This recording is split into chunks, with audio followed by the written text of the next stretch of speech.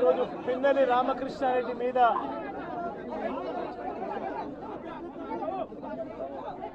తన మీద ఏకంగా 307 అంటే అటెంప్ట్ టు మర్డర్ లాంటి కేసులు పెట్టి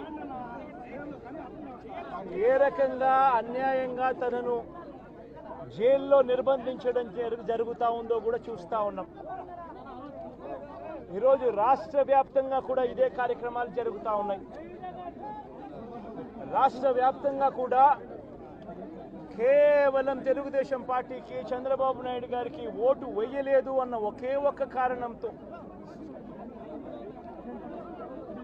ఒక కారణంతో ఏకంగా ఆస్తులను ధ్వంసం చేస్తూ ఉన్నారు, దొంగ కేసులు పెడతా ఉన్నారు.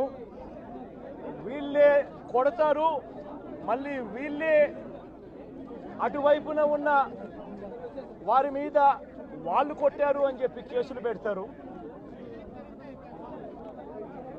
ఇంతటి దారుణంగా ఈరోజు రాష్ట్రంలో పరిపాలన సాగిస్తూ ఉన్నారు. నేను అడుగుతా ఉన్నా, ఇదే గత 5 సంవత్సరాల కాలంలో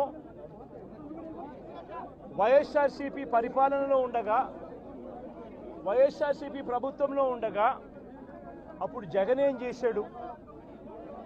కులం చూడలేదు, మతం చూడలేదు, ప్రాంతం చూడలేదు, చివరికి ఏ పార్టీకి ఓటు వేశారన్నది కూడా చూడకుండా ప్రతి పథకము ప్రతి మనిషి కూడా అర్హత అన్నది మాత్రమే ప్రామాణికంగా తీసుకుని ప్రతి ఇంటికి డోర్ డెలివరీ చేసిన ప్రభుత్వం వైఎస్ఆర్సీపీ ప్రభుత్వందైతే, జగన్మోహన్ రెడ్డి ప్రభుత్వందైతే ఈరోజు కేవలం తెలుగుదేశం పార్టీకి ఓటు వేయలేదని, కేవలం చంద్రబాబు నాయుడు గారికి ఓటు వేయలేదని, కేవలం ఓటు వేయలేదన్న ఒక్క కారణంతో ఆస్తులు ధ్వంసం చేస్తూ ఉన్నారు, మనుషులను కొడతా ఉన్నారు, కొట్టి మరి కేసులు పెడతా ఉన్నారు. ఇంతటి అన్యాయంగా రాష్ట్రాన్ని రావణ కాష్టం చేస్తూ ఉన్నారు.